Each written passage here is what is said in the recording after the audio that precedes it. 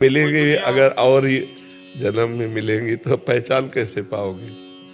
कैसे पहचान पाओ? पहचानना थोड़ी हो सकता है।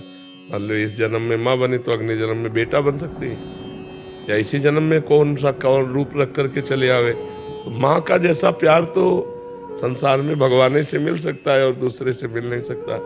तो हम क्या करें?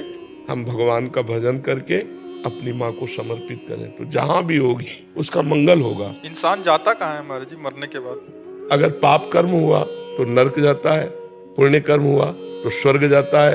अपने पाप और पुण्यों का भोग भोग कर फिर मृत्यु लोक आता है। पुण्य क्षीणे मृत्यु लोके विसंति। एक अपराध की भारत में ऐसी सजा है कि 20 साल सजा, आजीवन कारावास या फांसी की सजा एक ही अपराध में तो होते। हमारे कितने ऐसे अपराध है ना, भारत सरकार से दंड मिला है ना, हमने प्रायश्चित किया है, तो उन पापों का फल नरक में तो भोगना पड़ेगा।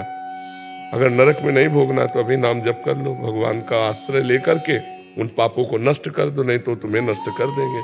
तो कहो एक कल्प रहना पड़े नरक में। ऐसे जो हमने पाप किए हैं उसका हम यहाँ भुगतान कर सकते हैं महाराज जी, कि हमें जाना ना पड़े नरक? हाँ बिल्कुल कर सकते हैं, बिल्कुल कर सकते हैं।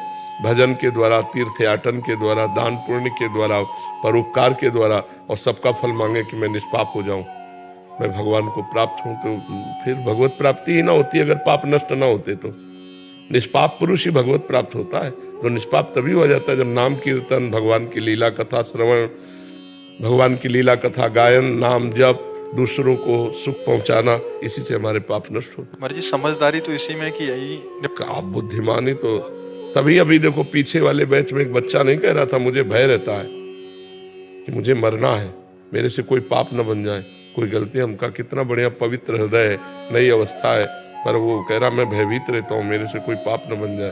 तुमका तुम बहुत अच्छे महात्मा बन जाओगे अंदर से। जो भयभीत रहता है कि मेरे से गलती न हो जाए वो निकल जाएगा, और जो गलतियों में निर्भय होके जाते हैं वो फंस जाते हैं, नष्ट हो जाते हैं।